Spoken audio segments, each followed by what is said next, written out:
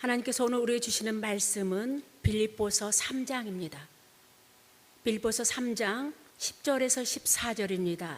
내가 그리스도와 그 부활의 권능과 그 고난의 참념을 알고자 하여 그의 죽으심을 본받아 어떻게 해서든지 죽은 자가 가운데서 부활에 이르려 하노니 내가 이미 얻었다 함도 아니요 온전히 이루었다 함도 아니라 오직 내가 그리스도 예수께 잡힌 바 된 그것을 잡으려고 달려가노라. 형제들아, 나는 아직 내가 잡은 줄로 여기지 아니하고 오직 한 일, 즉 뒤에 있는 것은 잊어버리고 앞에 있는 것을 잡으려고 표대를 향하여 그리스도 예수 안에서 하나님이 위에서 부르신 부르심의 상을 위하여 달려가노라. 아멘.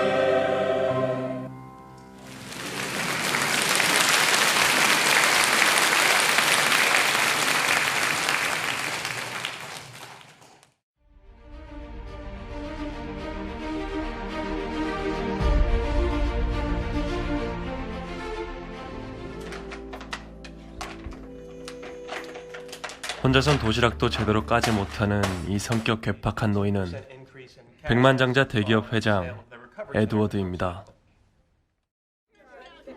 반면 가난하지만 화목한 가정이 있는 이 노인은 카센터 정비공 카터입니다. 한눈에 봐도 사회적 지위부터 성격까지 너무나 다른 이 둘에겐 한 가지 공통점이 있었습니다. 바로 말기암 판정을 받은 6개월 시한부 환자라는 거죠. There was a survey once. 1,000 people asked if they could know in advance would they want to know the exact day of their death. Who the hell is that? Who the hell are you? 96% of them said no. Oh, God. What am I, in the morgue? That was the first time I laid eyes on Edward Cole. 하지만 이 두 노인이 친구가 되는 데는 그리 긴 시간이 걸리지 않았습니다.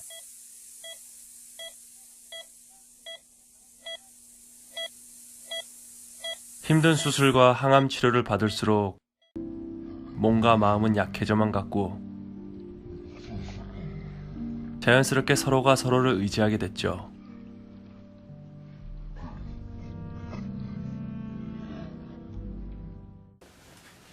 Who's a pretty little lady? 전혀 어울릴 수 없을 것만 같았던 둘은 머지않아 속마음까지 털어놓는 사이가 됩니다. You got kids? Only successful marriage I had was me and my work. That was that. Never stopped. Nobody's perfect. I wanted to be a history professor. I always meant to go back. But 45 years goes by pretty fast. Nobody's perfect. 얼마 후 에드워드는 의사로부터 생존 확률 5%의 6개월 시한부 선고를 받게 되고 운명처럼 옆에 누워있던 카터 역시 시한부 판정을 받게 되는데요. 이때부터 서로에게 동병상련의 유대감을 느끼기 시작한 에드워드와 카터는 어느덧 세상에 둘도 없는 친구가 되어버리고 그러다 카터가 작성 중이던 버킷리스트를 에드워드가 발견하게 되면서 늙은 두 친구가 함께 전 세계를 돌아다니며 죽기 전에 하고 싶었던 일들을 하나씩 해나가게 된다는 내용이 영화의 핵심 줄거리입니다. We were supposed to make a list of all the things we wanted to do in our lives before we... Kick the bucket. Cutesy. It's pointless now. We could do this. We should do this. This is living! I hate your rotten guts! Is he insane? Depends. You gonna drive it or buy it a dress? Just getting to know each other. Dear Edward, there's no way I can repay you for all you've done for me. So rather than try, I'm just going to ask you to do something else for me. Find the joy in your life. You hate me? Not yet. We live, we die, and the wheels on the bus go round and round.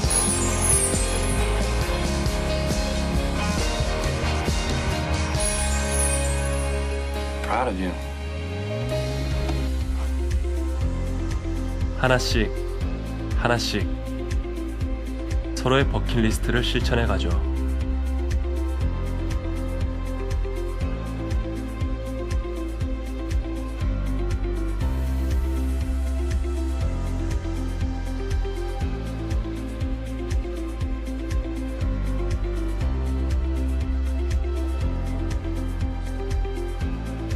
과연 이들의 찬란한 마지막은 어떻게 될까요?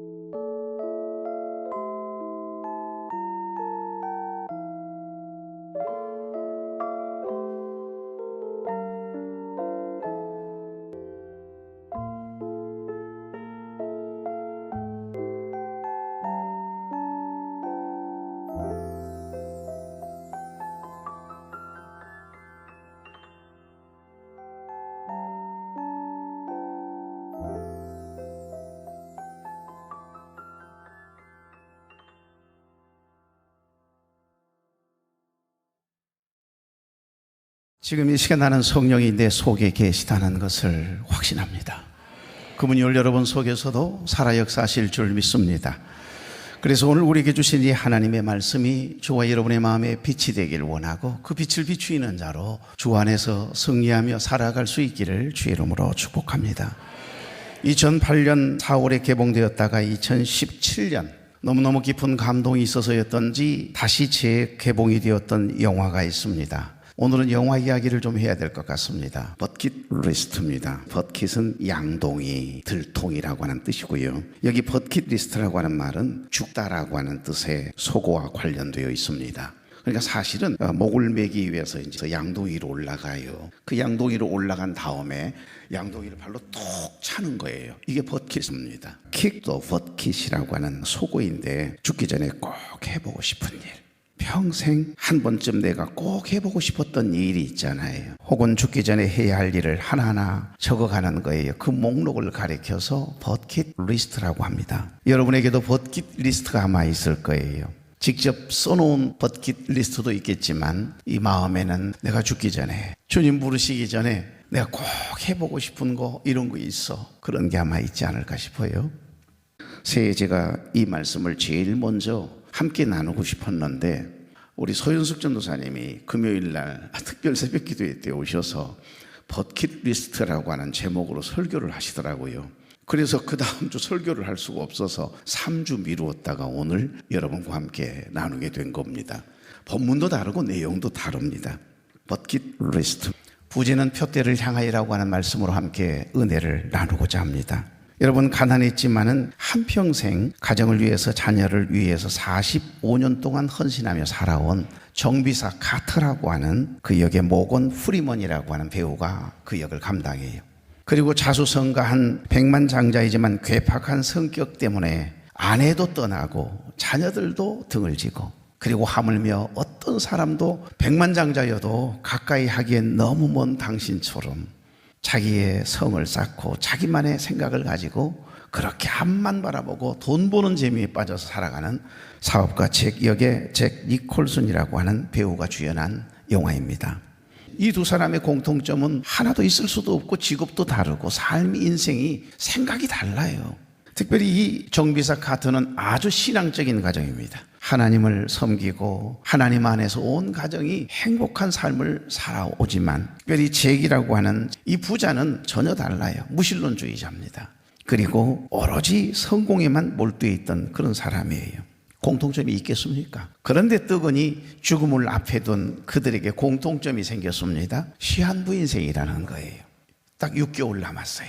6개월 남은 시한부 인생, 암 말기 환자들이 같은 병실에 드러누워 있는 모습 보셨지요. 사실은 정비사 카터라고 하는 이 모건 프리먼은 역사 교수가 되고 싶어 했던 그 꿈도 포기한 채 조금 일찍 결혼을 했더니 애가 생겼어요. 아내와 애를 책임져야 되잖아요. 그러니 역사 교수가 되고 싶어 했던 그 꿈을 접을 수밖에 없었어요. 알바를 하다가 배운 것이 결국에는 정비사가 된 거고, 그 일을 45년 동안 꾸준하게 이렇게 하다가 가정을 지켜내고 행복한 가정을 이루고 좋은 아빠, 좋은 남편으로 그렇게 인생을 살아가게 된 것입니다. 오직 가족을 위해 앞만 보고 열심히 살아왔는데 세월은 흐르고 흘러서 그 인생에 꼭 경험하고 싶은, 해보고 싶은, 이루고 싶은 그 꿈들이, 목표들이 있었는데 내가 이렇게 이런 집안에 시집을 와서 내 꿈도 펼쳐보지 못하고 느닷없이 좀 뭔가 꿈을 이루어 보려고 좋은 가정을 이루었는데 아이가 그만 생기는 바람에 그때부터는 이제 아이를 돌보고, 아이 돌보고 그만 가서 또 일 좀 해서 꿈을 이루어 보려고 했는데 그만 또다시 아이가 들어서고, 그래서 양육하다가 남편 뒷바라지하다가 그만 꿈을 이룰 시간이 아예 없어졌을 때, 야, 이건 꼭 해보고 싶었는데 죽기 전에 꼭 해봐야 되는데, 그것을 하나하나 적은 리스트, 목록이 바로 버킷 리스트라고 하는 겁니다. 가정 돌보고 자녀들 뒷바라지 하다 보니 하고 싶은 일들을 거의 해보지 못한 채 나이가 들어서 이제 죽음을 앞두고 있잖아요. 늙어버린 겁니다. 그런데 어느 날 우연히 무언가를 작성하고 있던 이 정비사 카터에게 백만장자였던 잭은 자신의 버킷 리스트 목록을 추가해서 떡하니 하나 적더니 함께 떠나자는 거예요. 돈은 내가 얼마든지 되겠다. 가자. 너 하고 싶은 거 마지막에 함께 해보자. 그런 병원을 탈출하거든요. 그래서 이 두 사람이 평생 해보고 싶었던 버킷리스트를 하나씩 지어가면서 실제적으로 경험해보는 거예요. 세계를 여행하면서 장엄한 광경 보러 다니기, 쫙 낯선 사람 도와주기, 눈물 날 때까지 웃기, 무스탕 셀비로 카레이싱하기, 스카이다이빙 도전하기, 로마, 홍콩 여행하기, 비행기 1등석 한번 타보기. 여러분, 그런 로망이 우리에게도 있잖아요. 없어요? 숨기고 있는 거죠. 죽기 전에 꼭 해보고 싶은 일들을 적은 이 버킷리스트 목록대로 죽기 전에 다 해보기 위해서 둘이서 무작정 여행을 떠난 겁니다. 풍요롭고 거대한 끝없는 평야로 불리우는 아프리카 탄자니아에 있는 세렝게티 초원에서 지프를 타고 질주를 해보기도 하고, 다음 날엔 이집트 피라미드 앞에 앉아서 풍광을 즐기고, 인도의 무굴 제국의 황제였던 샤자한이 사랑했던 그 아내를 위해서, 그 아내를 기리기 위해서 만든 타지 마을에 이르러서는 그들은 각자의 인생에서 경험한 사랑과 그 사랑의 의미를 다시 한번 이렇게 돌아보게 돼요. 그리고 이집트 쿠프 왕의 피라미드에서 정비사 카트는 고대 이집트의 철학을 떠올리고 자신의 삶의 질과 양에 대해서 깊이 고민해 보기도 하고, 왜냐하면 역사 교수가 되고 싶었잖아요. 그런데 젊은 날에 결혼하면서 바로 아이들이 태어나다 보니, 먹여 살리려다 보니 교수가 되는 꿈을 포기해야만 했고, 전혀 원하지 않는, 꿈을 꿔본 적도 없는 정비사로 45년을 살아온 거예요. 사랑하는 교회 여러분, 버킷리스트를 통해서 그들이 깨닫게 되는 것과 이 영화의 메시지는 도대체 무엇이라고 생각하십니까? 이 영화가 주는 진짜 메시지는 사실 여행 그 자체가 아닙니다. 해보고 싶은 것을 다 해보는 그것이 사실은 목적이 아니거든요. 죽음 앞에서 그들이 깨달은 최고의 버킷리스트는 거창한 모험이 아니라 해보고 싶은 것을, 육신적인 인간적인 일들을, 그 꿈을 이루는 것이 아니라 결국 진정한 버킷리스트, 진정한 삶의 의미와 기쁨은, 행복은 어디에서 나온다? 내가 그 인간은 그 일만큼은 용서할 수 없다라고 생각하고 등을 지고 척을 두고 살았던, 용서할 수 없는 그 사람을 용서했을 때 경험케 하는 하나님의 놀라운 은혜, 거기에 사실은 목적이 있는 겁니다. 그래서 결국 용서하지 못하고 지냈던 사랑하는 사람들과의 화해였고, 가족과 함께 소소한 평범하게 살아가는 일상에서 경험하는 행복이었다라고 하는 것을 이야기해 주고 싶은 겁니다. 그러니까 누구와 함께 어떻게 시간을 보내느냐가 굉장히 우리의 인생에 있어서, 삶에 있어서 중요하다는 겁니다. 그리고 후회 없는 삶을 살기 위해서 인생에서 가장 중요한 것은 결국에는 가족이고 소소한 일상이고, 가장 내 가까이 있는 사람들과 함께 살아가는 사람들과 깨어진 부서진 관계를 회복하는 일이, 이것이 너무너무 소중한 일임을 이 영화는 우리에게 말해주고 있는 것입니다. 실제로 이 영화 말미에는 가난했지만은 한평생 가정을 위해 헌신하며 살아온 정비사 이 카터 역의 모건 프리먼은요, 가족을 위한 삶이 자기가 이루고 싶었던, 해보고 싶었던 그 목표를 이루지 못하고 포기할 수밖에 없었지만, 나를 포기하고 나 대신 가족을, 자녀들을, 아내를 행복하게 하는 좋은 가장으로서, 남편으로서 살아온 삶이 보람이 있었음을, 죽음을 맞이하면서 난 참 행복한 사람이다, 후회가 없는 삶을 살았다, 그렇게 결국 가장 행복한 죽음을 맞이하게 한다라고 하는 진리를 우리에게 보여주고 있습니다. 그는 가난했지만은 따뜻한 가정을 이루고 살았습니다. 누구보다도 하나님을 잘 섬기며 죽음 너머의 세상, 본향 천국에 대한, 그래서 믿음의 주여 또 온전케 하신 이 예수 그리스도만 바라보며 온 가족과 함께 믿음 안에 아름다운 가정을 이룬 행복한 가장이었다는 거예요. 그래서 죽음 앞에서도 품위를 잃지 않았고 삶의 의미를 찾으려 했고, 죽음을 앞두고 있는 사람이면서도 바로 함께 마지막 만나게 했던 에드워드에게 뭔가 화해시켜주고 싶은, 아내와도 자식들과도 용서하지 못하고 등지고 살아가는 그 마음속에 그리워하는 마음이 있음에도 불구하고 표현하지 못하는 그의 마음 깊은 곳에 있는 버킷리스트를 이루어주고 싶어하는 간절한 소망이 있었고, 그 일을 해내고 마지막 그 일을 이루고 떠나거든요. 여러분, 사업가 에드워드 잭은 막대한 부를 가졌지만 무신론주의자였습니다. 죽으면 모든 것이 끝이라고 생각하는, 그래서 짧고 굵게 살다가 가면 되는 것이지 뭐 그렇게 복잡해, 그래서 인간과 인간 사이의 관계를 그렇게 소중히 여기지 않았던 냉소적인 인물이거든요. 그런데 그 시한부 선고를 받고 그때까지도 조금도 흔들림이 없었던 그의 마음이 카터라고 하는 한 정비사의 삶, 정비사와의 만남과 대화를 통해서 그 짧은 기간이지만 그의 삶이, 그의 생각이 변하게 돼요.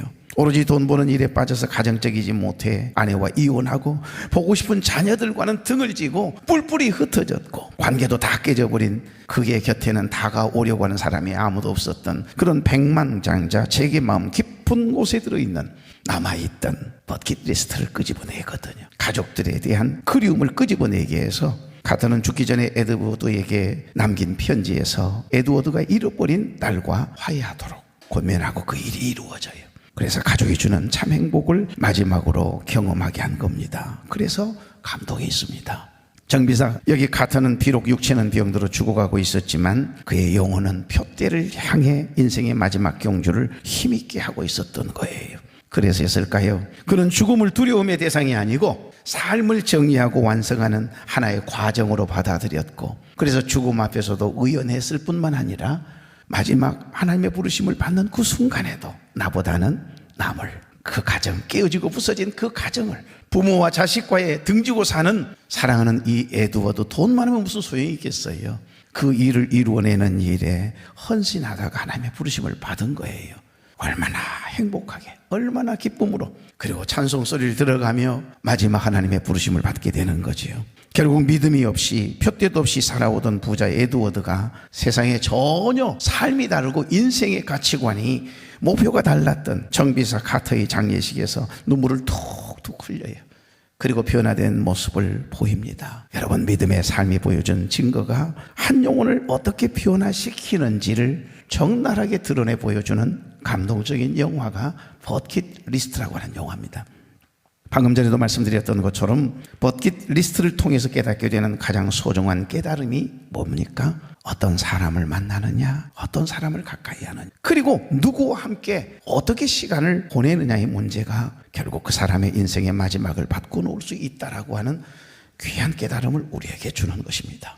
사랑하는 교회 여러분, 여러분에게는 어떤 버킷리스트가 있습니까? 죽기 전에 꼭 해보고 싶은 일, 꼭 이루고 싶은 어떤 목표와 표대, 소원이 뭡니까? 여러분 스스로에게 자문자답해 보십시오.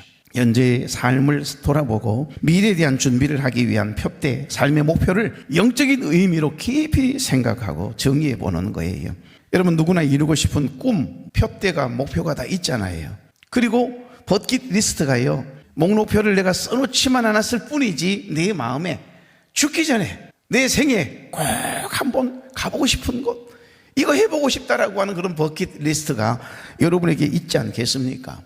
저는 이 영화를 보면서 영적 버킷리스트를 생각해 보았습니다. 인생을 살아오면서 신앙생활하면서 내 삶의 목표, 표대는 무엇이고 삶의 의미를 어디에 두었는가라고 하는 겁니다. 우리는 헛되고 허황된 꿈과 목표를 쫓다가요, 후회하고 낭패를 보는 일들을 종종 경험해요. 그렇게 열심히 살았는데, 그렇게 남이 부러워하는 직업을 가졌고, 그리고 높은 자리에 올랐고, 많은 사람들에게 박수갈채를 받았음에도 불구하고 마지막 죽음 앞에서 후회하는 사람들이 너무너무 많아요. 오래전에 잘 운전하고 가는데 CBS 방송에 한 신부님이 나오셨어요. 이 신부님께서 그런 고백을 하십니다. 제가 지금껏 사제 사역을 하면서 임종을 앞둔 700명, 800명 많은 죽음을 앞에 둔 그 많은 인생들을 보았다는 거예요. 그런데 저분은 많은 사람들이 존경을 받았고 그의 삶이 참 아름답고 빛이 났다고 생각했는데 마지막 죽음 앞에서 너무 후회가 됩니다, 신부님. 그러면서 고백하는 사람들이 거의 80~90%라는 거예요. 그런데 더 놀라운 특징 하나는 연탄을 배달하고 우유를 배달하는 아주머니 아저씨인데, 누가 보아도 저 사람의 삶이 너무너무 곤고했고 힘이 들었던 삶인 것 같은데, 그 마지막 두고 임종을 앞두고 그분들의 상당수는요, 신부님 나는 너무너무 감사해요. 하나님께서 너무너무 이 생을 살아가는 데 있어서 너무너무 많은 행복함을, 기쁨을 주셨어요. 막 감사를 쏟아내고 눈물을 흘리는, 전혀 예상하지 못했던 그런 상황들을 많이 만났다라고 하는 이야기를 직접 들었습니다. 이건 무엇 때문일까요? 그 사람 마음속에 있는 영적 버킷리스트 때문이라고 저는 판단합니다. 여러분, 오늘 본문에는 세상 그 누구보다도 화려한 성공의 버킷리스트를 가졌던 한 사람이 등장합니다. 우리가 잘 아는 사도 바울입니다. 그는 세상 사람들의 버킷리스트와 전혀 다르지 않았어요. 목표가 있었고 그 목표를 딱 정하면 표대를 향해서 얼마나 열심을 내는지. 그래서 성공해요. 그는 태어날 때부터 만약 바울이 요즘 시대에 이력서를 냈다고 한다면 아래 빈칸이 모자랐을 정도로 로마 대제국 시대에 로마 시민권을 가지고 태어난 사람이에요. 그는 태어날 때부터 로마 시민권을 가지고 태어나요. 여러분, 최고로 존경받고 있던 가말리엘 문화생이라고 하는 것은 지금으로 이야기하면 서울대 출신이라고 늘 명함을 내밀 만큼 금수저입니다. 금수저. 이처럼 사도 바울은 사실 예수님을 만나기 전까지만 해도 세상적으로 볼 때 누구보다도 화려한 버킷리스트를 가지고 있었고, 그 버킷리스트를 하나하나 실제로 이루고 경험해내면서 여기까지 살아왔던 사람이 바로 청년 사울이었거든요. 대단한 인물입니다. 이처럼 사도 바울은 자기 자신의 쌓아가는 이 스펙 때문에 많은 사람들에게 의수되면서 더 높은 꿈을, 목표를 설정하고 그 꿈을 이루기 위해 버킷리스트를 작성했던 우리와 똑같은 사람이었어요. 그런데 여러분, 놀라운 것은 그가 다메섹 도상에서 예수님이 직접 찾아오셔서 만나주신, 그리고 인격적으로 주님을 만난 사도 바울, 부활하신 주님을 만나고 난 이후부터 그의 삶이, 그의 생각이, 그의 버킷리스트가 완전히 180도로 바뀌어버렸다는 사실입니다. 근데 이 이야기가 아니에요. 사도 바울의 고백입니다. 오늘 여기 본문 빌립보서 3장 보십시오. 4절 6절. 그러나 나도 육체를 쉬게 할 만하며 만일 누구든지 다른 이가 육체를 쉬게 할 것이 있는 줄로 생각하면 나는 더욱 그러하리니. 5절. 나는 8일 만에 할례를 받고 이스라엘 족속이요 베냐민 지파요 히브리인 중에 히브리인이요 율법으로는 바리새인이요 열심으로는 교회를 박해하고 율법의 의로는 흠이 없는 자로다. 나는 의인이라는, 나는 어느 누구와 비교해도 조금 더 딸리지 않는 스펙을 가지고 있는 사람이고 철저하게 율법을 지켰던 율법주의자고, 나는 모든 사람들에게 내세울 만한 이력을 가지고 있는 사람이야 라고 우쭐댔던 사람이라고 스스로 고백해요. 그런데 이렇게 고백하던, 그렇게 살아오던 내가 예수님을 만나고 난 다음, 그러나 뭐라고 이야기합니까? 7절 8절에 보면 그러나 무엇이든지 내게 유익하던 것을 내가 그리스도를 위하여 다 해로 여길 뿐더러. 8절. 또한 모든 것을 해로 여김은 내 주 그리스도 예수를 아는 지식이 가장 고상하기 때문이라. 내가 그를 위하여 모든 것을 잃어버리고 배설물로 여김은 그리스도를 얻고. 할렐루야. 여러분, 사도 바울의 버킷리스트가요 완전히 바뀐 순간이에요. 얼마 가지 않은 사도 바울은 갈라디아서를 보면 갈라디아서 2장 20절에 이런 고백을 해요. 내가 그리스도와 함께 십자가에 못 박혔나니 그런즉 이제는 내가 사는 것이 아니요 오직 내 안에 그리스도께서 사시는 것이라. 이제 내가 육체 가운데 사는 것은 나를 사랑하사 나를 위하여 자기 자신을 버리신 하나님의 아들을 믿는 믿음 안에서 사는 것이라. 할렐루야. 내가 그리스도와 함께 십자가에 못 박혔나니 그런즉 이제 내가 산 것 아니요 오직 내 안에 예수께서 사신 것이라. 이제 내가 육체 가운데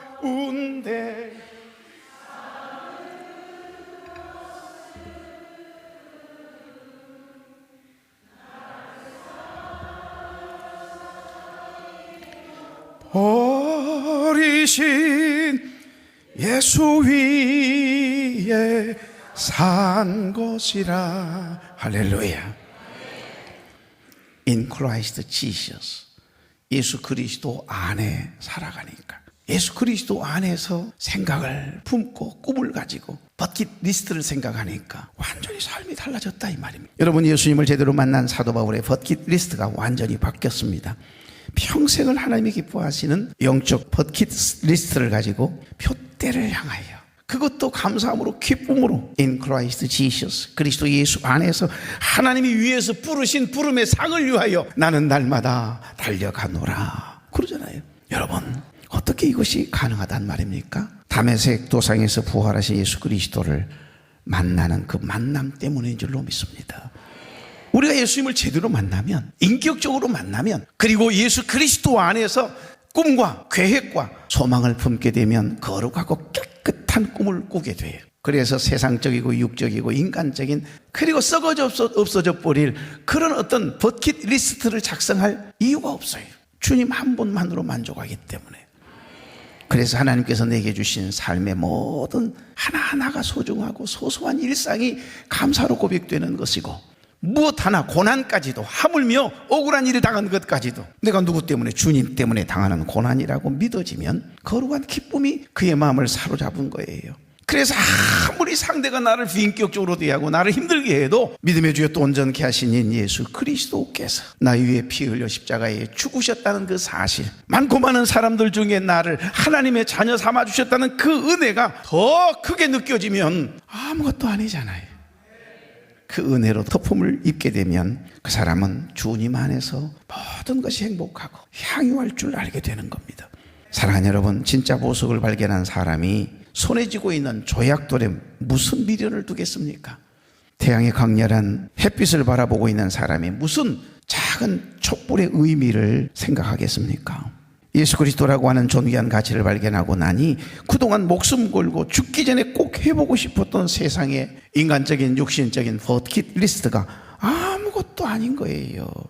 여러분, 지금 여러분의 손에는 어떤 버킷리스트가 들려져 있습니까? 그래서 목표가, 표대가 굉장히 중요해요. 여러분은 어떤 표대를 가지고 살아가고 계십니까? 그리스도인 된 우리는 분명한 표대, 목표가 있어야 하지 않습니까? 그래서 여기 사도 바울은 여기 3장 14절에 이리 고백합니다. 표대를 향하여 그리스도 예수 안에서 하나님이 위에서 부르신 부름의 상을 위하여 달려가노라. 사도 바울이 1년 6개월 동안 머물렀던 고린도라고 하는 지역은요, 2년마다 한 번씩 큰 운동 대회가 있었던가 봐요. 그래서 운동 경기의 본고장이 바로 고린도입니다. 해안 도시거든요. 그래서 본문의 경주에 관한 이미지는 다른 경쟁자들을 물리치기 위해서는 좌편, 우편을 쳐다보거나 달리면서 뒤를 자꾸 이렇게 돌아보는 거, 그것은 안 된다는 거예요. 그래서 내가 그리스도 예수께 잡힌 바 된 그것을 잡으려고 오로지 앞만 보고 믿음의 주 또 온전케 하신 예수 그리스도만 바라보고 표대를 향하여 나는 달려가노라, 이리 고백할 수 있는 거예요. 사도 바울은 예수 그리스도를 온전히 붙잡기 위해서 달려가는 삶, 우리 주님께 온전히 사로잡혀야 주님의 소유가 되고 거룩한 기쁨을 범사에 감사할 수 있는 삶의 능력을 경험하게 된다라고 하는 사실을, 저는 이것을 예수 그리스도 안에서 누리는 향유라고 말하고 싶습니다.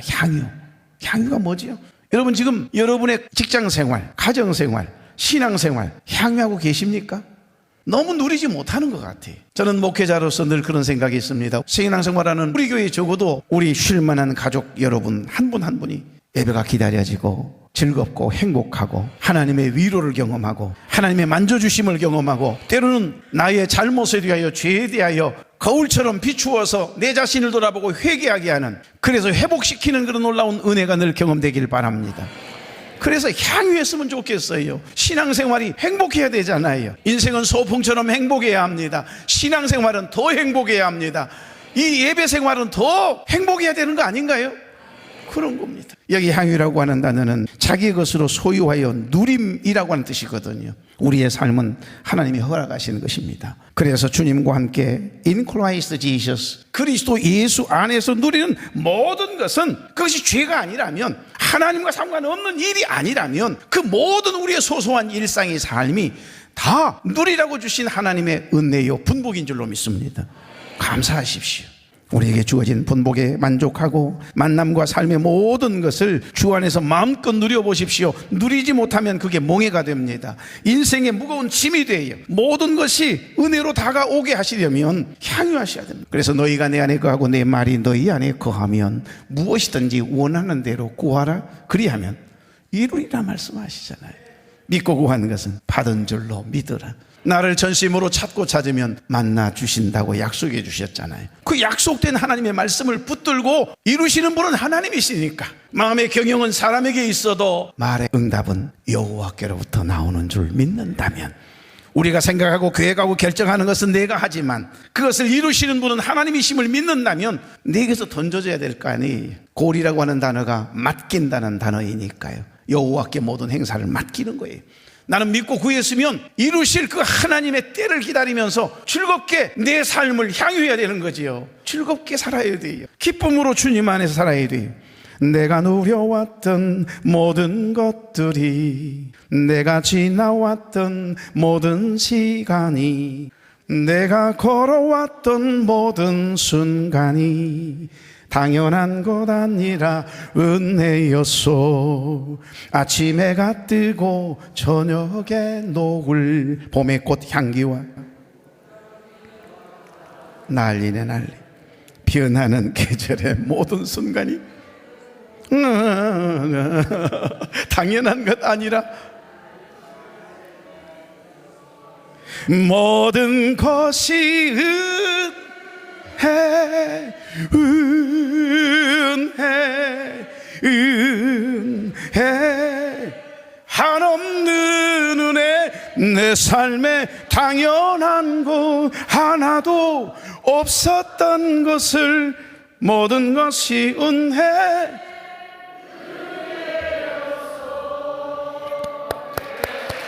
은혜. 내가 주님 안에서 누리는 모든 삶이 은혜. 하물며 내게 원치 않는 고난이, 환난의 바람이 불어왔다. 고난의 바람이 불어왔어요. 그것 또한 믿음의 눈으로 보면 그것 또한 은혜예요. 그 어떤 것도 버릴 것이 하나도 없어요, 주님 안에서. 하나님의 은혜로 있을 데 없는 자 왜 구속하여 주는지 난 알 수 없도다. 내가 믿고 또 의지함은 내 모든 형편 잘 아는 주님 늘 돌보아 주실 것을. 아멘. 그걸 아는 분들이 왜 이렇게 걱정을 하세요? 아무것도 염려하지 말고 오직 기도와 간구로 너희 구할 것을 감사함으로, 할렐루야, 하나님께 아뢰라. 그리하면 지각에 뛰어난 하나님의 평강이 너희의 마음과 생각을 지키시리라 말씀하시잖아요. 여러분, 오늘 말씀의 배경은 이렇습니다. 빌립보 교회에서는 바울의 제자 에바브로디도가 훌륭하게 목회를 하고 있었습니다. 그는 빌립보 교회 성도들이 정성을 다해 모아준 선교 헌금과 그동안의 교회 소식을 바울에게 전달하기 위해서 몇 달에 걸쳐서 배를 타고 육지를 걸어서 먼 산길을 걸어서 그렇게 지금 로마 감옥에 복음을 전하다가 갇혀있는 사도 바울에게로 가고 있었어요. 그런데 안타깝게도 에바브로디도는 바울에게 도착하자마자 퍽 쓰러져 버려요. 병이 납니다. 하지만 다행스럽게도 에바브로디도가 바울의 기도를 받고 건강을 회복합니다. 하지만 교회 내에 또 다른 문제들, 일부이긴 했지만 빌립보 교회를 어지럽게 하고 나아가 하나님의 종 사도 바울을 비방하는 무리들 가운데 할례를 받았다고 자랑하고 율법을 철저히 지켰다고 스스로를 높이면서 이들로 인하여서, 이 높이는 이들로 인해서 빌립보 교회와 갈라디아 교회처럼 어둡고 무더운 분위기라고 하는 그런 소식을 바울은 접하게 돼요. 그리고는 걱정을 합니다. 그래서 사도 바울은 빌립보서라고 하는 편지를 써서 바로 이 에바브로디도 편에 보내거든요. 그 편지가 오늘 본문이 담겨있는 빌립보서라고 하는 책입니다. 목회 서신이고 사실은 로마 감옥에 갇혀있을 때 밖에 자유롭게 생활하고 있는 빌립보 교회 성도들에게 쓴 편지예요. 그런데 여러분, 아이러니하게도 빌립보서라고 하는 이 편지의 주제가 기쁨입니다. 감옥에 갇혀서 매여 있거든요. 그런데 이 매여있는, 그리고 감옥 안에, 창살 안에 갇혀있는 이 사도 바울이 세상에 자유롭게 살아가고 있는 빌립보 교회 성도들을 향해서 쓴 편지에 뭐라고 하지요? 사도 바울은 예수님을 믿고 그로 인하여 받는 고난까지도 복음 안에서 얻게 되는 기쁨으로 여겼던지, 빌립보서 1장 29절에 그리스도를 위하여 너희에게 은혜를 주시는 것은 다만 그를 믿을 뿐 아니라 또한 그를 위하여 고난도 받게 하려 함이라. 그래서 기뻐하래요.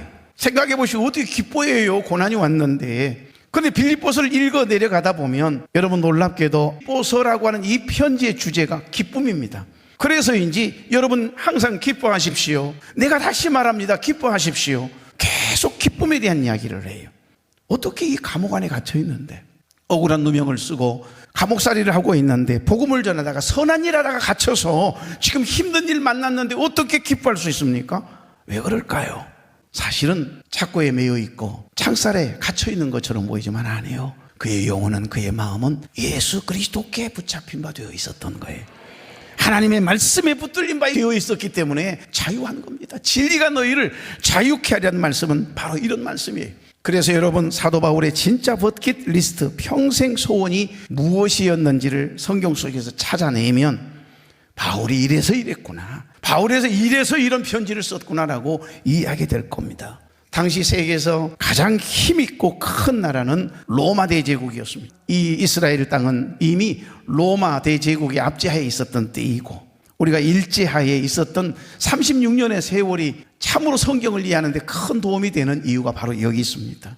여러분, 로마 대제국 그때 당시에 모든 길은 로마를 통해서, 로마로 가면 다 모든 길은 통한다, 세계로 통하는 길은 로마에 있다, 이렇게 여겼던 때이기 때문에 그 마음에 간절한 예수님을 믿고 난 다음 전도에 불탔던 그가 간절한 소망, 영적인 버킷리스트 첫 번째가 뭔 줄 아세요? 내 동족에게 복음을 전하는 거예요. 이 어둠에 사로잡혀 있는 이스라엘 백성들에게 복음을 전하는 거예요. 그러다가 매를 맞고 억울한 일을 당했잖아요. 그런데 가장 큰 소원 하나는, 좋다, 전 세계 열방을 향해서 복음을 전하기 위해서는 로마로 가야 된다. 하나님, 나의 버킷리스트 1호는 로마로 보내주세요 하면서 로마 이야기를 하거든요. 그래서 지금 로마에 갔다가 마음껏 복음을 전했는데 뭐가 기쁘지 않겠어요? 복음을 전하다가 어려운 일 당했으니까 그건 아무것도 나를 올가맬 수 없었던 겁니다. 그래서 행복하다는 거예요. 그래서 여러분, 기뻐하십시오. 다시 말씀드립니다. 기뻐하십시오. 이렇게 편지를 쓸 수 있었던 거예요. 여러분, 가족과 동족들이 예수를 믿고 구원받은 거, 그런 소원대로 지금 로마에 와 있습니다. 그런데 감옥에 gat혀 있습니다. 복음을 전하다가 죄인의 신분으로 로마에 끌려왔지만 너무너무 행복한 거예요. 왜냐하면 소원을 이루었거든요. 지난 2주 동안은 솔로몬을 주인공으로 삼아서 함께 말씀을 나누었습니다. 오늘과 다음 주는 계속해서 사도 바울을 주인공으로 삼고 말씀을 나누고자 합니다. 오늘 여기 빌립보서 1장 14절, 형제 중 다수가 나의 매임으로 말미암아 주 안에서 신뢰함으로 겁없이 하나님의 말씀을 더욱 담대히 전하게 되었느니라. 이 말씀은 어떤 말씀이냐면, 당시 로마에는 1000명 단위로 한 9개의 보병 부대가 구성된 궁정 수비대가 주둔하고 있었어요. 사료들을 보면 그때 당시에 이 사도 바울을 감옥에 가택연금 수준이거든요. 그런데 그때 당시에는 수갑을 이 수비 대원이었던 병사 하나와 군사와 이제 시간대별로 자꾸 교대를 할 거 아니겠어요? 그러면 수갑을 같이 채우는 겁니다. 화장실도 같이 가야 되고 밥도 같이 먹어야 돼요. 그리고 여러분, 이 수갑이 채가지고 나하고 묶여 있는데 이 청년이잖아요. 그 군인을 늘 하나님께 상대를 바꿔주세요. 너 고향이 어디냐 물어봐 보기 시작하면서부터 여러분, 1시간 2시간 동안 묶여 있는데 하고 이러고 있겠어요? 계속해서 둘이 이런 이야기 저런 이야기를 나누다 보니까 가까워지지 않겠어요? 그러다 보니 이상하게 하나님께서 도망치지도 못하도록 다 이렇게 수갑에 채워가지고 복음을 전할 수 있도록 계속해서 교대를 시켜주면서 바꿔주니까, 그때 당시의 소문이 1000명의 궁정 수비대가 다 돌아가면서 사도 바울 보초서기 위해서 사실은 같이 묶여 있었는데 복음을 듣지 않는 사람이 없었고 예수님을 믿지 않는 사람이 없었다 할 만큼 그런 소문이 있었다 그래요. 다음에 천국에 가서 물어봅시다. 이러니 지금 감옥에 갇혀 있지만, 죄수라고 하는 신분으로 지금 매여 있지만 사도 바울은 너무너무 행복한 거예요. 자기의 영적 버킷리스트 첫 번째가 지금 이루어졌잖아요. 그러니까 얼마나 행복했겠어요. 육신의 생각으로는 도저히 기뻐할 수 없는 상황과 형편인데, 그럼에도 불구하고 기뻐할 수 있는 능력, 이런 힘은 어디에서 생기는 것일까요? 기쁨의 근원 되시는 우리 예수님이 우리 안에 계시면 누구든지 가능하게 된 줄로 믿습니다. 예수가 함께 계시니 시험이 오나 겁없네. 기쁨의 근원 되시는 예수를 위해 삽시다. 날마다 주를 섬기며 언제나 주를 기리고 그 사랑 안에 살면서, 분명히 고백했습니다. 딴 길로 가지 마십시오. 주님 안에서 여러분의 소소한 일상도 누리고 향유하고 즐기십시오. 주님이 주시는 거예요. 너무 멍해스럽게 율법적인 잣대를 가지고 여러분을 너무 멍해스럽게 만들지 말고, 그러나 주님 안에서예요. 주님 밖에서 하는 것은 다 우리를 병들게 하는 거예요. 우리의 영을 어두워지게 하는 거예요. 거기에 마음 쓰지 마시고. 그래서 사도 바울은 진짜 행복했던가 봐요. 그래서 이렇게 고백하는 겁니다. 3장 14절, 표대를 향하여 그리스도 예수 안에서 하나님이 위해서 부르신 부름의 상을 위하여 나는 날마다 달려가노라. 할렐루야. 이제 말씀을 정리하고자 합니다. 여기 중요한 두 단어가 나옵니다. 표대가 나오고 상이 나와요. 여기 표대와 상은 의미상 거의 동일하다 보아도 무방한 단어입니다. 다만 차이가 있다면, 표대는 무엇을 이야기할까요? 예수 그리스도를 가리키고 있는 겁니다. 여러분, 표대이신 예수 그리스도, 주님을 바라보고 주님과 함께 주님이 주시는 마음을 품고 살아갈 때 그 인생이 빛이 나고 행복할 수밖에 없음을 오늘 이 말씀은 이야기하는 겁니다. 사도 바울의 마음에는 오직 예수가 있었어요. 표대는 예수 그리스도를 가리키는 거고, 상은 예수를 믿음으로 얻는 구원의 완성을 의미합니다. 그래서 여기에서의 표대란 목표이고 꿈이고 거룩한 비전이고 살아가야 할 목표고 소망이 되는 거예요. 욕망은 여러분의 소망이라면 거룩한 꿈과 비전은, 표대는 하나님의 소원을 말하는 겁니다. 하나님이 이루시고 싶어 하시는 꿈. 그래서 새해 항상 여러분 기도할 때 간절한 소망, 소원을 하나님 앞에 아뢰잖아요. 저는 항상 첫 번째 하나님 앞에 아뢰는 꿈이 있습니다. 하나님, 부족함이 많은 이 종을 통해서, 그리고 우리 교회를 통해서, 우리 자녀들을 통해서 꼭 이루고 싶은 소원이 있으면 한 가지 이야기 해보십시오. 오히려 대래 내가 하나님 앞에 내 소원을 이루어달라고 기도하기보다 하나님이 나를 통해서, 우리 가족을 통해서, 우리 교회를 통해서, 우리 자녀를 통해서 꼭 이루고 싶은 꿈이 있으면 말씀해 보세요. 얼마나 당당해요. 이런 꿈을 가지셔야 됩니다. 왜 이런 꿈을 갖게 되는 거지요? 표대이신 예수 그리스도가 내 안에 계시기 때문이에요. 그래서 종교개혁자 마르틴 루터는 그리스도인의 자유라고 하는 책에서 그리스도인의 삶이 뭐냐, 예수 믿는다는 게 뭐냐, 그리스도인 됨이란 우리의 모든 행위들은 나 자신만을 위한 것이 아니고 타인들의 유익을, 이웃의 유익을 위해 살아야 한다라고 말씀하고 있거든요. 그곳에 내가 감추어 놓은 행복이, 나의 기쁨이 있다. 그것으로 나의 기쁨을 충만하게 하라, 이렇게 말씀하세요. 그래서 표대이신 예수 그리스도만 바라보며 그리스도 예수 안에서 하나님이 위에서 부르신 그 부름의 상을 바라보며 달려가야 인생이 빛이 나고 복이 되고 행복할 수밖에 없는 겁니다. 그래서 여러분, 표대이신 예수 그리스도, 그러니까 표대가 뭐냐, 결국 누구를 죽이고 싶도록 미운데 죽일 수 없게 하는 표대. 정말 내 삶이 너무 힘들어서 포기하고 싶지만은 포기할 수 없게 하는 표대가 여러분에게 있느냐, 이 말이에요. 그분이 바로 예수 그리스도이십니다. 그분만 바라보고 인생의 경주를 하다 보면 반드시 완주하게 되는 거예요. 그리고 인생을 마음껏 향유하며 누릴 수 있도록 하나님께서 큰 은혜와 복으로 넘치게 하실 줄로 믿습니다. 바로 사도 바울 마음 안에 있는 영적 버킷리스트의 표대가 예수 그리스도셨어요. 그래서 이게 가능한 겁니다. 저와 여러분도 가능합니다. 예수 그리스도 한 분으로 만족하고, 그분으로 인하여 기뻐하고, 그분으로 인하여 참아내고, 용서할 수 없는 그 사람을 용서하라고 하시니까, 죽이고 싶도록 미운데 미워할 수 없게 하시니까 용서하라고 하시니까, 용서할 때 카터가 그 마지막 사역을 통해서 에드워드를 화목하게 하고 회복시키고 새로운 삶의 의미를 경험케 했던 그 놀라운 사역이 우리를 통해서도 이루어질 줄로 믿습니다. 그게 은혜입니다. 모든 것이 은혜예요. 오늘 이 찬양 부르고 축도함으로 예배를 마치겠습니다.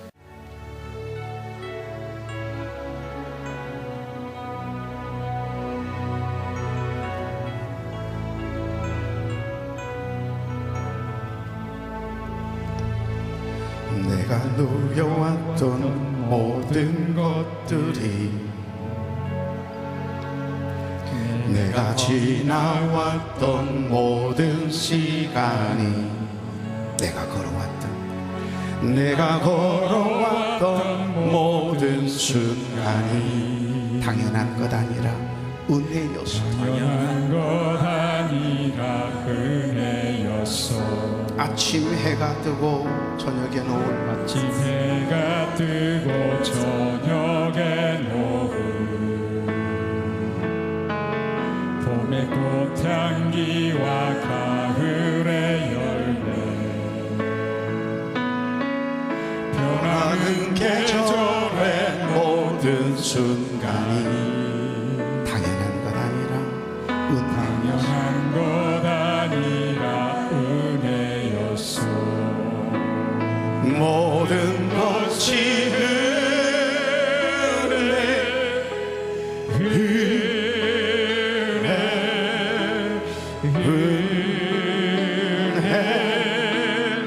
한없는 은혜, 내 삶에 당연한 것 하나도 없었던 것을, 모든 것이 은혜였소. 내가 이 땅에 태어나 사는 것, 내가 이 땅에 태어나 사는 것, 어린아이 시절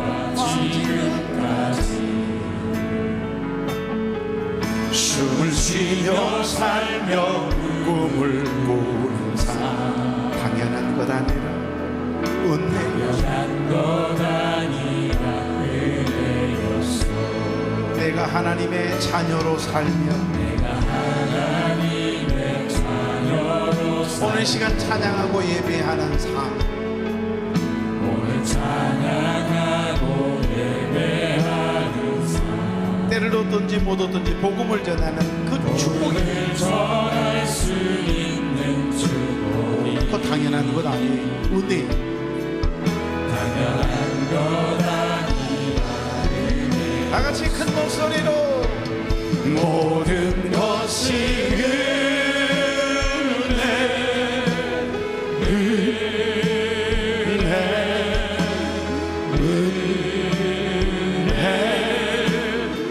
한없는 은혜 내 삶에 당연한 것 하나도 없었던 것을 모든 것이 은혜 모든 것이 여러분만 한번 고백해 볼까요? 모든 것이 은혜 은혜 한없는 은혜 내 삶에 당연한 것 하나도 없었던 것을 모든 것이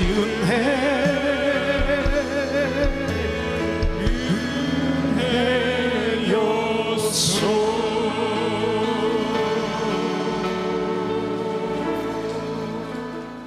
좋으신 하나님, 오늘 우리는 말씀을 통해 세상의 헛된 욕망을 버리고 오직 예수 그리스도라는 존귀한 표대를 향해 달려가기로 마음을 먹었습니다. 우리의 시선이 오직 주님께 고정되게 하시고 뒤에 있는 것은 잊어버리고 앞을 향해 전력 질주하는 믿음을 우리에게도 허락해 주시옵소서. 그러나 주님, 우리는 또한 믿습니다. 우리가 주님만 바라보고 살아갈 때 하나님께서는 우리가 삶 속에서 꿈꾸는 소박한 소원과 버킷리스트까지도 외면하지 않으시고 가장 좋은 때 가장 아름다운 방법으로 그것을 경험하도록 이루어내도록 은혜 주실 것임을 믿습니다. 우리의 삶이 억지로 짐을 지는 고단한 길이 아니라 예수 그리스도 안에서 주시는 모든 복을 마음껏 누리고 향유하는 은혜의 여정이 되게 하옵소서. 주님 안에서 품은 우리의 소원들이 은혜로 열매를 맺게 하시고 표대를 향해 달리는 이 믿음의 길 위에 주님이 예비하신 삶의 풍성한 기쁨도 행복도 놓치지 않고 누리는 향유하는 복 있는 우리 모든 교회 공동체 되게 해 주시옵소서. 이제는 우리 주 예수 그리스도의 은혜와 하나님 아버지의 극진하신 사랑과 성령님의 감동 감화 교통 위로 축복 인도하심의 역사가 표대신 예수 그리스도를 바라보며 우리에게 주신 영적인 버킷리스트를 작성해가며 꿈을 꾸며 힘있게 삶의 현장을 향하여 걸어가는 사랑하는 종들의 머리 위에 조국 대한민국 위에 우리 교회 위에 살아가는 종들의 가정과 자녀와 사업장 위에 해외 군대 객지에 나가 있는 우리 모든 혈육들 자녀들 위에 병상에 누워있는 우리 교우들 위에 이제로부터 영원토록 함께 계시기를 간절히 축원하옵나이다. 아멘.